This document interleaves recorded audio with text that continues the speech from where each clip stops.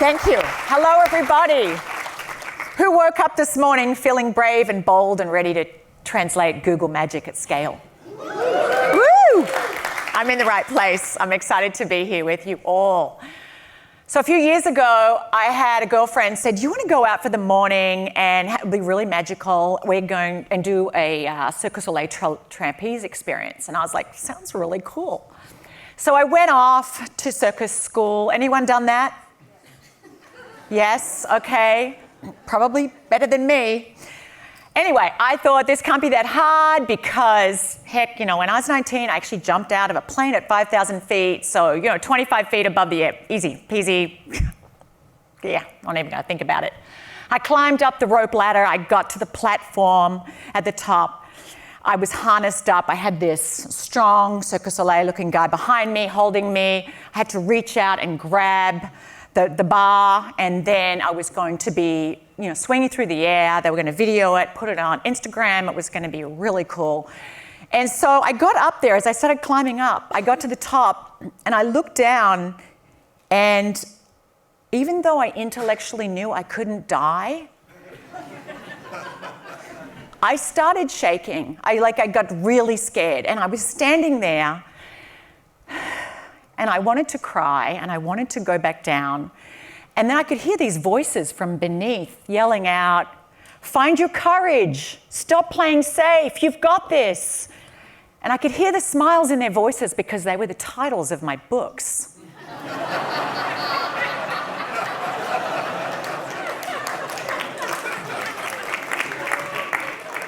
And I decided I wanted to unfriend all my friends. But maybe it was fear of professional humiliation as the woman who helps people be courageous, winning out over fear of falling to my certain death.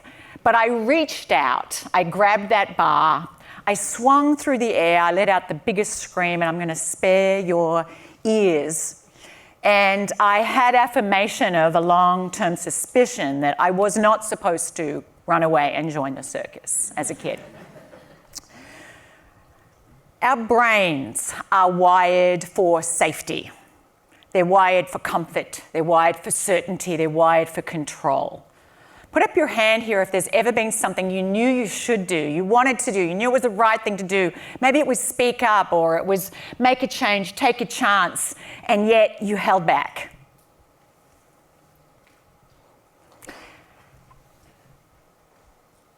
Fear creates the gap between what we're doing and what it is that we can do, between where we are and where we can be, between who you are, each of you as individuals, with a unique mix of talents and passion and purpose and experiences and hard-won wisdom, and who it is that you can be.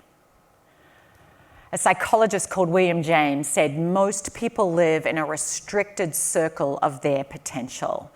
And as Googlers, the very fact that you are in this room tells me that you have amazing array of collective talents and potential to do extraordinary things, to bring, not just to bring back or to restore a sense of this Google magic. And, as the comment that was just read out, someone said, we want to get back to how it was. But actually, there's no going back. There is only ever going forward.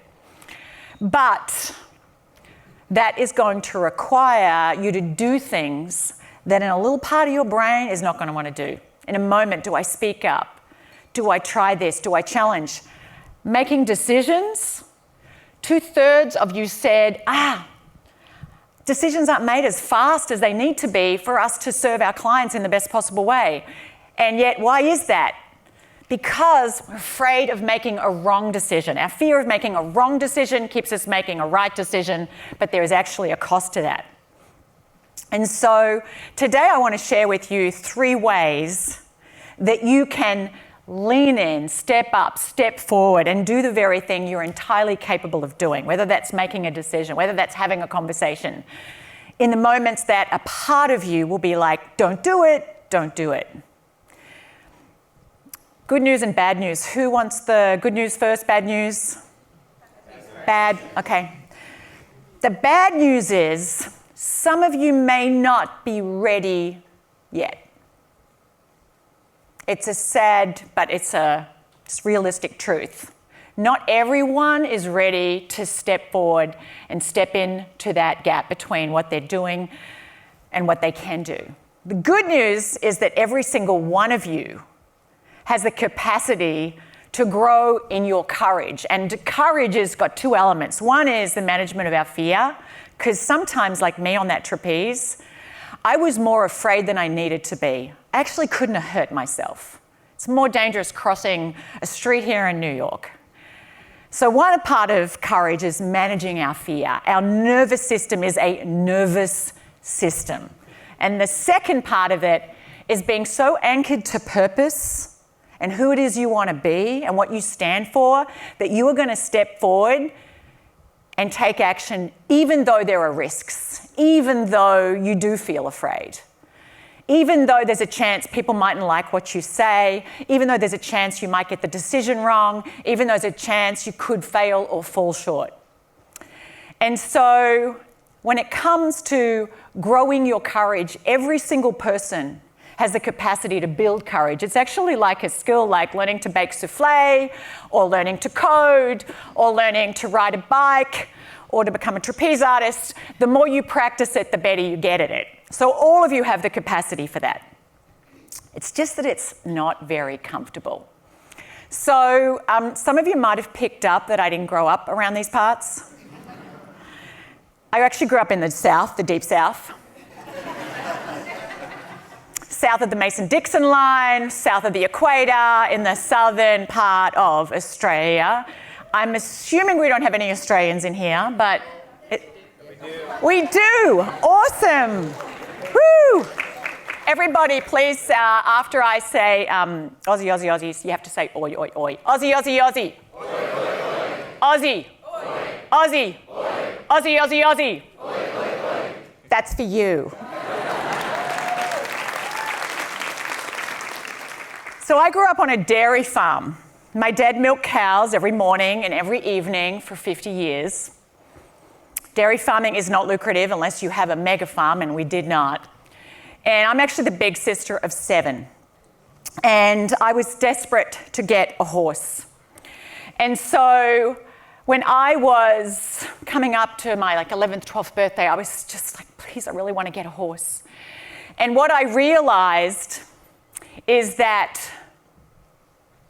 we were unlikely to get a horse because there was drought, it was wearing on, money was tight. My mum had just had a 6th child. So my dad did the best next thing he could. He went into a raffle, 20 cents a ticket or 6 for $1. And I did the best next thing that I could figure out what to do to increase the odds of us winning this horse. And so I prayed, dear God, I will stop being mean to my sister. I will stop stealing from my mother's secret chocolate stash, Tim Tams, if any of you know that. She used to hide them in the back of the freezer behind the peas so that no one would find them. I found them. Anyway, we won my 6th horse, my horse in that raffle. In fact, my little sister did. She was 2, so I owe her a horse, but I took the horse. And he went from 0 to 60 in 5 seconds flat, often leaving me on the ground behind him. But I was determined to learn to ride this horse. I knew there was no other horse coming, and that thing about be careful and never, look a gift horse in the mouth. It wasn't that he was old, it was just that he was wild, crazy from Australia's snowy mountains. But every morning before school in my one-room schoolhouse, I was actually the smartest kid in my grade. Every year I got the prize because I was actually the only kid in my grade. Every morning before school, I would go out and I'd bridle him up and saddle him up. And every afternoon after school, I would do the same. And over the days and the weeks, even though I felt nauseous walking out to that paddock because I was scared I was going to get thrown off again, my fear waned, my confidence and my competence grew. And within about 18 months, I was competing in and occasionally even winning in the barrel race competitions at the local gymkhanas. And I share that with you because what I learned is that growth and comfort can't ride the same horse. And courage and comfort can't ride the same horse. And for you to do what is possible for you individually and collectively, cannot be done when you're sticking with the familiarity of the known, when you're sticking with what you've done before, when you're sticking with what feels comfortable. And if you look at where you're going here, where you want to get to, we need to go from comfort to agility, entitlement to empowerment, siloed thinking, big G thinking, building consensus, leading with influence, and something I'm going to dive into a little more, playing not to lose, which is a fear-based mindset of protecting what we have, to an offensive, courage-based mindset of playing to win. So how do you do that? At the core of it all is continually choosing growth over comfort, choosing courage, choosing the brave path, choosing to do what is right over what feels comfortable and where you know you can't mess up. If you don't put your hand up, if you don't speak up in a meeting, if you don't make the decision, it's like, well, I can't make a wrong one if I don't risk it. Yeah, but what we often get wrong in our brains is that we discount the future. We treat inaction as though that's protecting us from failure, when actually timidity, letting fear call the shots, exacts a steep hidden tax, a slow leakage of value, a lack of ideas, a lack of moving forward, learning, innovation, all of these things. So Venn diagrams, we love Venn diagrams. Here are 3 different ways that you can step into your courage gap between where you are and where you can be. One is resetting your focus, because what you focus on expands. So the good you can do, the purpose you want to live into, the potential that you want to bring and develop. Secondly is challenging your certainties. You don't know what you're wrong about. We all like to think that the way we see the world is the way it is, the way you see Google, your customers, how you deliver things, that's the right way. But we are really blind to our own blindness. And finally, taking the chance. Risking the thing that you're afraid to risk. So early on, I know that one of Google's big values was do no evil. And then it was changed, right, to do good. Am I getting that right? And it's because I think it was a good decision. Because what we focus on expands. Energy goes where attention flows. And our brains, and Esther said this yesterday, are wired to focus on the negatives, on the deficits, on what we don't want, and what we hope won't happen, and rather than on what we do want and what we can do and what's possible. And so for you, think about over the course of any day, when you're going through your day and your work, where are you putting your focus? What are you putting your attention on? Are you putting it onto what you hope won't happen, or what it is that you really want to make to happen? And so where do you need to reset your focus and get it really clear on what it is you want to achieve, on who it is you want to be? Last night, Esther did a little exercise where she got you to get clear about what would be something really exciting. What's a goal that you have for yourself? What's a vision?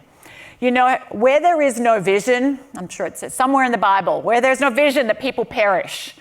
But for you individually, any area of your life, in Google, outside Google, where you don't have a clear vision of what you want, is a little bit like a ship at sea.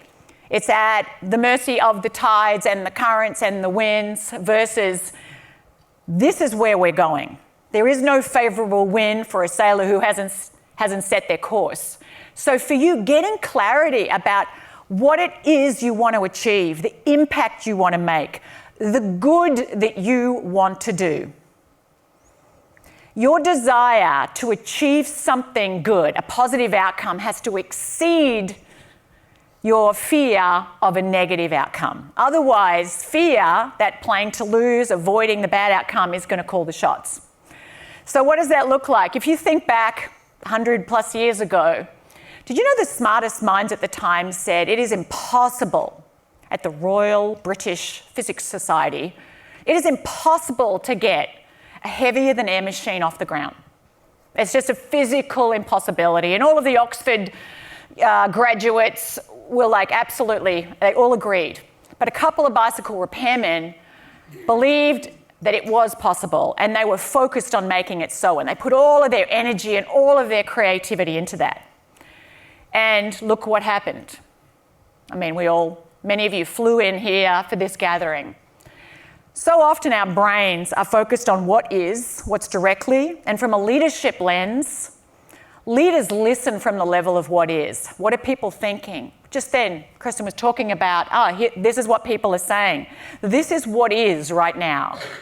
Then there's what's likely to be. That's about probabilities. We manage from forecasts of the future. What are the market trends? What's going on? Who are the competitors? What do we think the policy environment's going to be? We need to manage from probabilities. But real leadership, the best leadership, comes from a place of possibility. It's not focused on what is or what can be, but what could be. The start of the 60s, when JFK said, at the end of this decade, we want to get a man on the moon. He expanded what people saw as possible. He rallied people behind this vision that tapped into the brilliance of incredible thinkers to get a man on the moon. But the same is true for you. What's possible? What is it that inspires you? Don't just operate from a place of default, but by design. So I want you just to take a moment now and think about what is something that you would love to achieve in the next 12 months. What's a bold goal?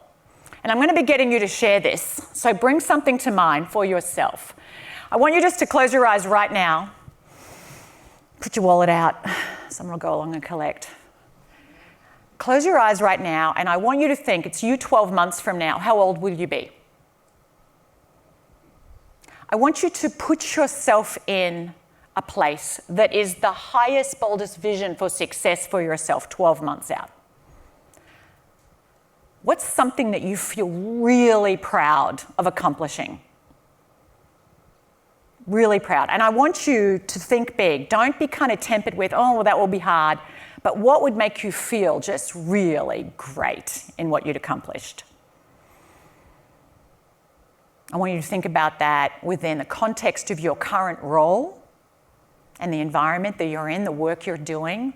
What is the highest good, not just for yourself because it serves your career and makes you look good, but it actually does good, that it serves something bigger than yourself, because our courage will always be amplified when we're connected to serving something bigger than ourselves.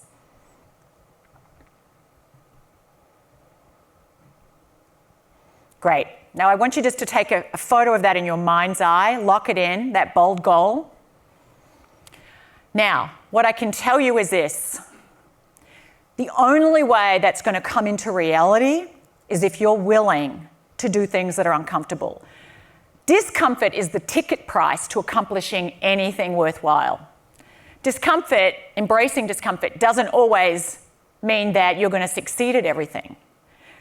But you're never going to succeed at what you're capable of doing unless you're willing to do the very things that you're afraid to do toward a vision. And having that vision of something that's bigger than yourself is always going to amplify and give you access to the guts you need to do it. The second is to challenge your certainties. Did you know in 2007 when the iPhone came out, Steve Ballmer from Microsoft said, look, this new phone, it's not going to make any measurable dent in the market. 60 years before that, the head of 20th Century Fox, when the television was introduced, said, people are going to get sick of staring at a plywood box in the corner of their rooms every night. And of course they did. Now we stare at our screens instead. But the point is that we often think what we believe is true, and really it's just our assumptions. And assumptions kill possibilities. And you don't know what you don't know. We're blind to our own blindness. Nobel laureate Daniel Kahneman wrote a great book, Thinking Fast and Slow.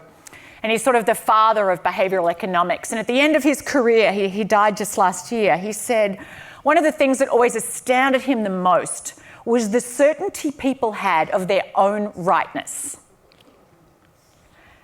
Who here knows someone that is just so one-eyed and opinionated, and you're like, they are clueless? Who knows someone like that? Hopefully they're not in this room. You know, we can often think of people who are blind to their own blindness, like, they're just, you know, I meet people who will say things, and I'm like, your argument here is filled with holes. Like, there is just a lack of logic, but they are so attached to their rightness, they cannot even see where they're actually telling themselves what we often call vital lies.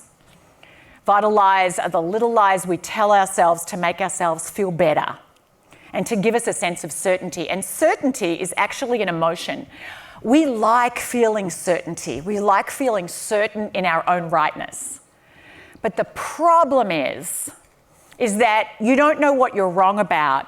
And in 10 years' time, you're going to be able to look back on where you are right now in your work, in your job, Google, and the decisions that are being made and go, you know what? I wish we'd thought more about that. I wish we'd invested more here. I wish we'd acted quicker on that. I know you can do that right now, looking back 10 years ago. You can go, didn't put enough thought into that, didn't see that coming. We're a little blind over here. We're focused over here. In the meantime, this was going on. Well, there is a risk to being attached to what you believe is true and right. And we all operate.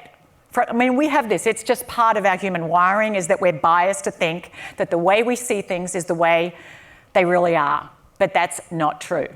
So I want you now to think about, for yourself and that goal that you just connected to, what's getting in the way? What could potentially get in the way of you stepping into action and achieving it? In fact, I want you to think of anything where you keep butting your head up against a problem. Maybe it's a problem. Who here has to sometimes deal with problem people? Are they in this room? Yeah, I love the loud laughter. Oh, yeah, there are two people across from me. If you're dealing with people, you're going to deal with problem people, because let's face it, not everyone thinks the way you do and sees things the way you do. Every now and again, I'm thinking to myself, I said to my husband just last week, I just wished I could clone me. And I had another one of me. He goes, honey, you would drive yourself crazy. I'm like, yeah, I would. That's true. I would be the loudest critic of me. So the fact is, you're always going to have problems and problem people. And so I want you to think about here, what's the story that I'm telling myself about that person, about that problem, about my inability to make that change or achieve that goal?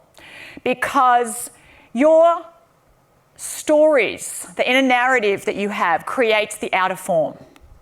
And so what's the story you're telling yourself? Because our stories, I can do this, I can't do this, that person over there is impossible, this team's impossible. You know, it's really hard to get a decision out of anyone around here. That impacts the emotions you feel. And our emotions, and not logic, is what drives behaviour. We are not rational creatures. It's why you know some really smart people who sometimes do kind of dumb things. And so the emotions we feel drive the actions we take, which impact the outcomes we create. So if you find yourself continually butting up against something, ask yourself, what's another story I need to be telling here? What's another belief that I need to be operating from? Our beliefs are the operating system for behaviour. And nothing matters more than what you're telling yourself is true in the moment that you're telling it. So what belief would you need to be operating from for you to achieve that goal? Where are you maybe stuck in a straitjacket of your own making because of what you're telling yourself? I can't do this, I'm too old, I'm too young, I'm too inexperienced. And I didn't get to see the wonderful men YouTubers that were here yesterday, but imagine if they told themselves, well, we're in our 70s, we're too old for this. They wouldn't be making magic, doing amazing things. And we often are really convinced of our own rightness, but I challenge you to challenge what you're telling yourself is true. So I want you to decide the belief that you need to act from What story could you tell yourself that infuses you with a sense of purpose and power and possibility? That instead of has you thinking, oh, I don't know if I can do that. What if you were really clear that I need to get uncomfortable and I have the capacity to take brave action every single day? What if instead of equating maybe getting things wrong and failure with, it means I'm not nailing it, that actually that's your measure for progress and growth. That's how you know you're choosing growth over comfort. What's a new story that you could tell yourself? What's a new belief that you could be operating from? Because sometimes people tell themselves, well, I just wish I felt more confident. I'm just like, that's not me, or I'm just not a real people person, or, I need to wait till I feel brave, or I need to wait till I know what I'm doing. I need to do some more training. No. You cannot wait for courage. You cannot wait for confidence. You have to behave your way into believing by taking the actions that a confident, courageous, assertive, inspiring leader, etc. would take. You actually affirm the person you want to be. It's like putting a coin into the money box of who it is you're on your way to becoming. It's casting a vote for the future you want to create. So don't wait for certainty. Don't wait until you know exactly what you're doing. And certainly don't wait until you are sure that you know that the decision you're making is 100% the right decision. Because what you are often not factoring in is what it's costing you. What is that hidden timidity tax? Choose courage over comfort. Choose growth over comfort. Which brings me to the third point, which is about taking a chance. Like I said, we are wired for safety, and often we don't want to do the very things we most need to do. There's a theory, a body of research called the theory of regret. And the theory of regret is that we regret far more the chances that we didn't take than the chances that we did. At the end of life, people don't go, gee, I wished I'd lived safer. I wished I hadn't had those conversations and put myself out there. I wished I'd just stayed and kept it really clear and small and controlled my life and kept it in a neat, tidy box. No, we regret more that we lived too safely, that we took too few chances. Just yesterday, Dave was talking about the chances he took, going with his gut. Thank you. I was inspired. And it made me feel better about my youngest son. When I was living in Singapore, I have 4 children. And let me tell you, the 4th child was me taking a chance. It was like, can I really have 4 kids and have a career? And then we were moving around the world with my husband's career, and we ended up in Singapore. I moved 2 kids to Singapore. I had 2 in the United States. We moved from Australia to Singapore the day before my 3rd child turned 16, and my youngest was 14, and my youngest loves everything outdoors, and he hated Singapore. And he was 15. He said, please don't make me stay here. I really want to go to boarding school in the US. And at 15, he got on a plane on his own and he flew himself to California and went to an all-boys boarding school. And I felt like he just knew so clearly that's what he wanted to do, 10,000 miles, whatever. I know you were 7,000 miles, but I never quite counted the miles, Dave. And it made me feel a little better about it because I was like, you know what, he's an amazing 21-year-old now. But often we hold back from taking that chance. And if you ever find yourself going, do I, don't I? Our cognitive calculus is often going to go, oh, don't. So many things happen in that moment of, don't. But if you're thinking, do I speak up or not? Do I take that leap or not? Do I make that decision or not? It's like it feels right, but I'm not 100% sure. Do I go hang gliding or not? Be inspired by Dave.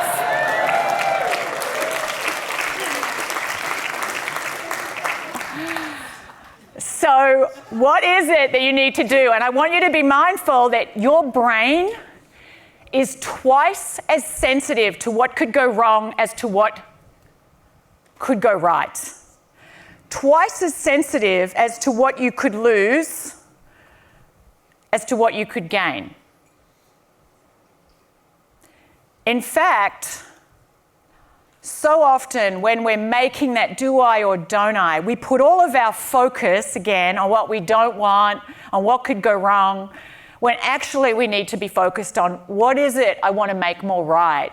What is the good? What is Google's good that I want to be part of doing? And focus your energy on that. And the thing is, what's really interesting, our brains, yesterday Hester talked about how it takes 400 repetitions to carve a path through the forest of our brains to form a new neurological pathway. There's a little saying that neurons that fire together wire together. The more often we do the very thing that we're afraid to do, and it could just be, I'm just going to speak up more in meeting. I'm going to just put forward my opinion more. I'm going to make decisions faster. I'm going to reach out to people more often. The more often we do that, even though it mightn't seem like, I'm not hang gliding off a cliff, but it can feel like that because our brains are like, you are exposing yourself to potential death of your reputation. And in today's world, we're way less terrified of saber-toothed tigers or being eaten by lions as we are of being socially shamed, having people not want us to be part of their group, in an environment where we all like to get along and you want to be nice and you want to be getting consensus. We're afraid of creating discord and disharmony. We're afraid that people won't like what we just did or the decision we just made. And so just recognizing you're twice as sensitive to the outcomes you don't want than those you do want. But that doesn't mean it's rational. And so as you think about, well, what's the chance that I need to take? Where do I need to just step in, even though every time you take that step into discomfort,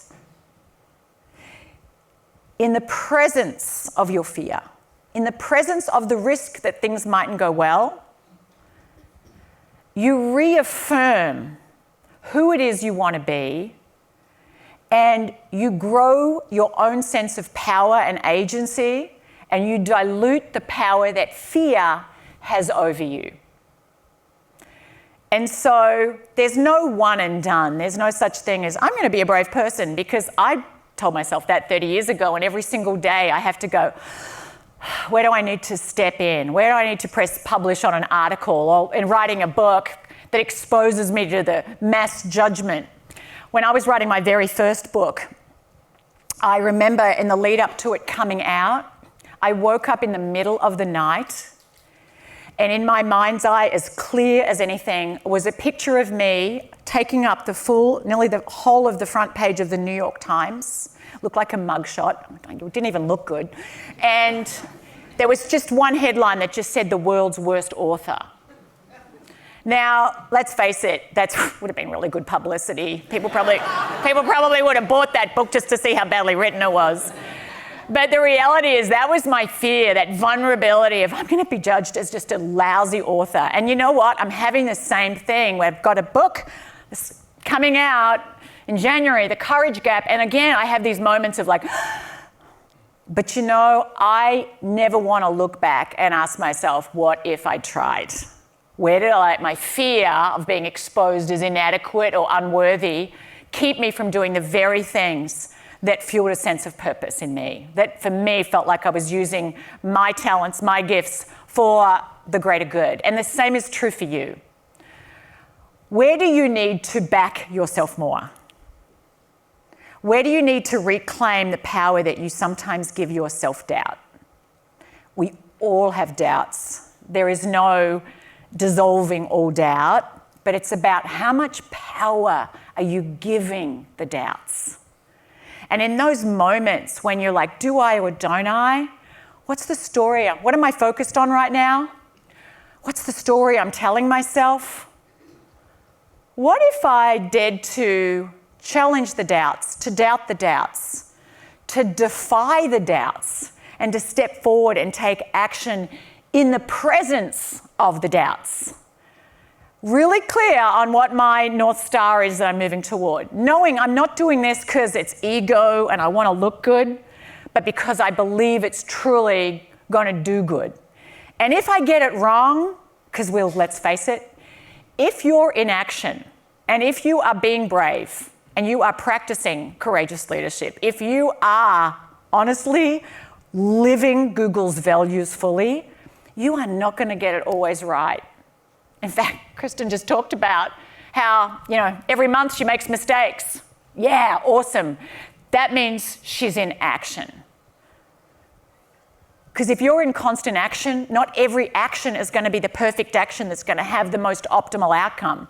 But it's about being in action and constantly getting the feedback. What's working, what's not working? How do we shorten the learning cycle so that we're getting that feedback? And instead of brushing failure aside, looking at it and going, what is there for me to learn from? How do we increase our learning rate around here? You increase your learning rate by increasing the rate with which you risk intelligent failures. Amy Edmondson from Harvard Business School recently wrote a book called Right Kind of Wrong. And she talks about intelligent failure. Intelligent failure is necessary in order to make progress and to grow. And her and I have a podcast called the Live Brave Podcast. We did an interview around her book on it. And as she said, and you cannot be growing unless you're willing to feel uncomfortable regularly. And courage and psychological safety are two sides of the same coin.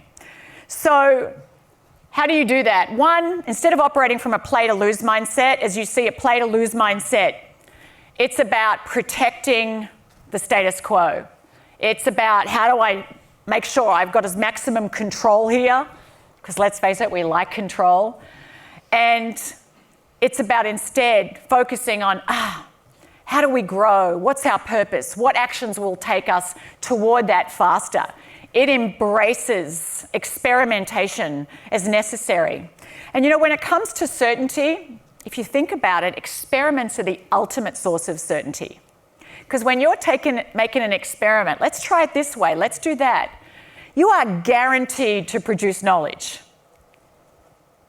What you do with that knowledge is up to you. Whenever you have take action, you can never control the output. You can only control the input. And when you're learning from failure all the time, you're increasing the quality of the input. So focus on what's the input you want to take. How do you keep learning and learning so that as you step onto new ground, as you try new things, as you make decisions, even though there's a lot of unknowns and a lot of uncertainty, you're constantly shortening that learning cycle.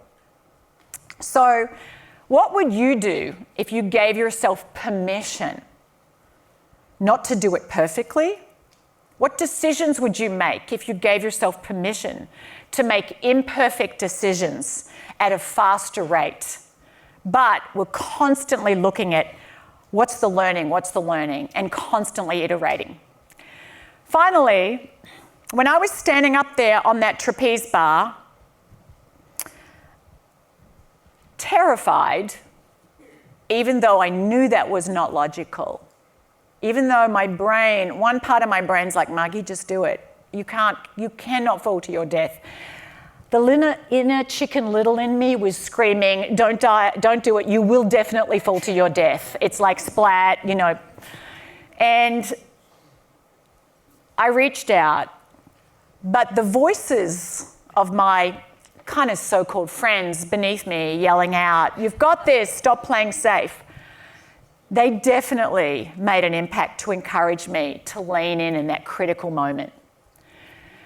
Which brings me to a really important part of what I want to share with you.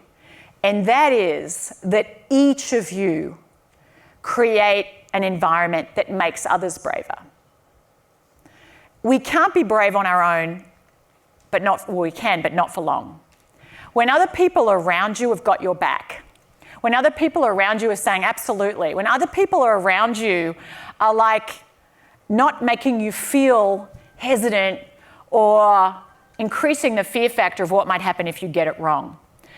When all you do, particularly those of you who are in leadership roles, when all you do is focus on the consequences of what could go wrong, you enlarge the holes in people's psychological safety net. You've got to let people know I've got your back. Imagine what would be possible if everyone was operating from the belief that So long as I'm doing this thoughtfully, in a considered way, it's okay for me to disagree. It's okay for me to try things that haven't been done before. And I don't have to worry about what's going to happen if I don't get it perfectly right. That brave behavior is being rewarded, that's in alignment with our values, that's treating people respectfully. That we don't all have to agree in order to move forward, because the best decisions never come from everybody agreeing. In fact, trying to get full agreement leads to more complexity over time. It leads to poorer quality decisions when everybody feels that everyone has to agree. How can you foster an environment of more loyal dissent?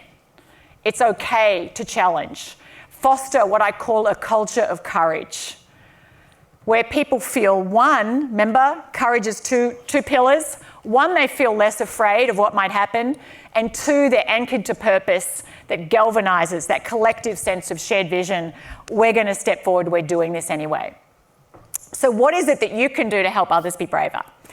What I want you to do now is, as you think about what's that goal you have, I want you to, in your head, commit. What's one thing you can do in the next 24 hours that will move you toward it?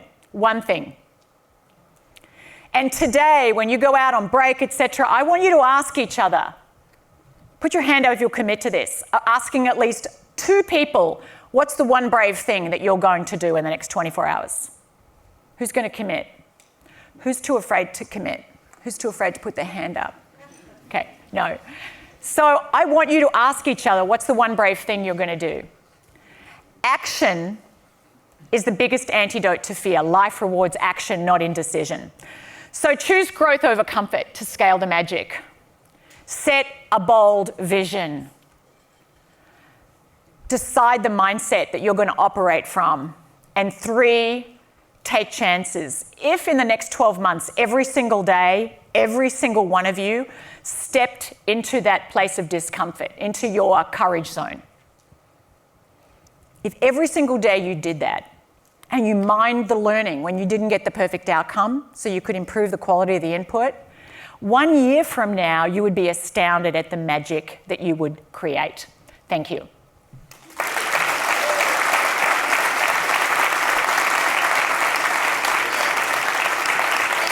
much. My pleasure. That was great. Guys, this is not the last we're going to see of Margie. She has graciously agreed to come back to visit us in next year. And you'll all be getting a copy of her amazing book when it comes out. So Yes, with that, thank you. Thank you so much. Thank you.